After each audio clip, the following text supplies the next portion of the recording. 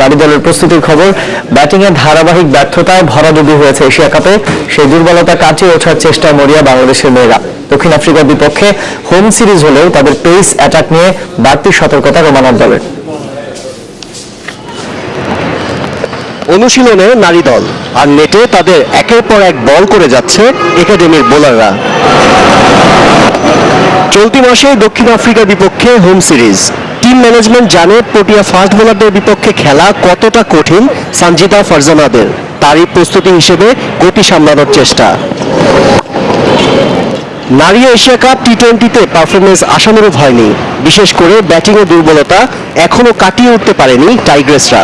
ব্যাটিংয়ের উন্নতির জন্য আরো সময় লাগবে মনে করেন বাংলাদেশ অধিনায়ক। ব্যাটিং ইমপ্রুভমেন্ট এত ইজি না, এটা 2-1 দিনের ব্যাপার না। আমার মনে হয় যে ব্যাটিং ইমপ্রুভ করার জন্য আমাদের প্র্যাকটিসটা ভালো হচ্ছে, কিন্তু ম্যাচটা একটু দরকার। এশিয়া কাপে মাত্র একটি ম্যাচ খেলেছেন পেসার সুরাইয়া আজমিন ছন্দা। তার গতি মুগ্ধ করেছে টিম ম্যানেজমেন্টকে। দক্ষিণ আফ্রিকা সিরিজের সুযোগ পেলে ভালো কিছু করে দেখাতে মরিয়া এই তরুণী। আমাদের ফার্স্ট টার্গেট যে আমরা যে ভুলগুলো করছি আগের সিরিজে, এটা থেকে ওভারকাম করা। আর সেকেন্ড টার্গেট আমাদের সিরিজ অবশ্যই যদি আমি সুযোগ পাই তাহলে ইনশাল্লাহ কাজে লাগাবো আর নিজের সেরা পারফরমেন্সটা শো করার চেষ্টা করবো। 5 ম্যাচের ওয়ানডে সিরিজ খেলতে 4 জানুয়ারি ঢাকায় আসবে দক্ষিণ আফ্রিকা নারী দল। 6 জানুয়ারি প্রথম ওয়ানডে।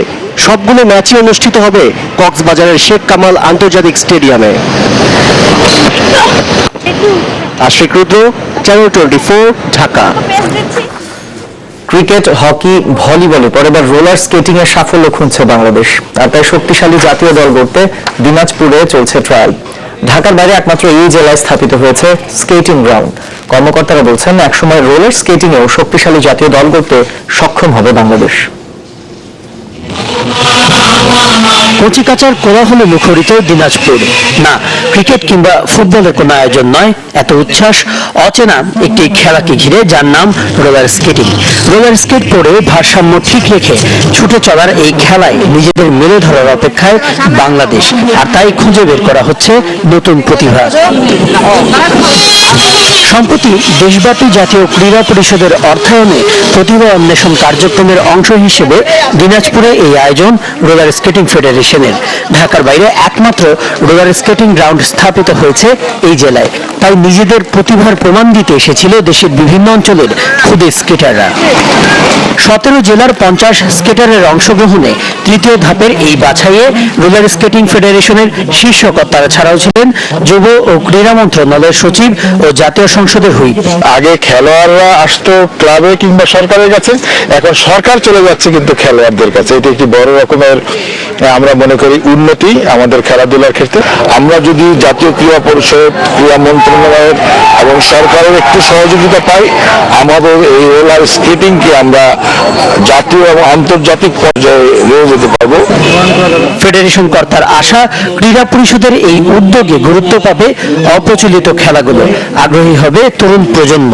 শুধু স্কেটিং এ না, সরকার চায় খেলা হবে সকল অঙ্গনে, ফুটবল, ক্রিকেট, হকি, বাস্কেটবল, সকল অঙ্গনে।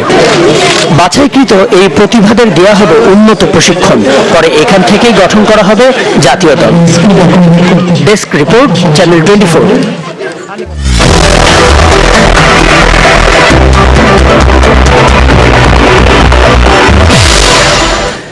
হপম্যান কাপ টেনিসে ঘটল এক বিচিত্র ঘটনা। চলছিল মিক্সড ডাবলসের খেলা। হঠাৎই 2 আমেরিকান খেলোয়াড়ের আবদার মেটাতে কোর্টে নামেন 2 লাইনম্যান, সার্ভও করেন। আর তখনই ঘটে বিপত্তি। কোর্টে লাইনম্যানটির মজার অভিজ্ঞতা দেখবো আজকের গাজী টায়ার অফ ট্র্যাকে।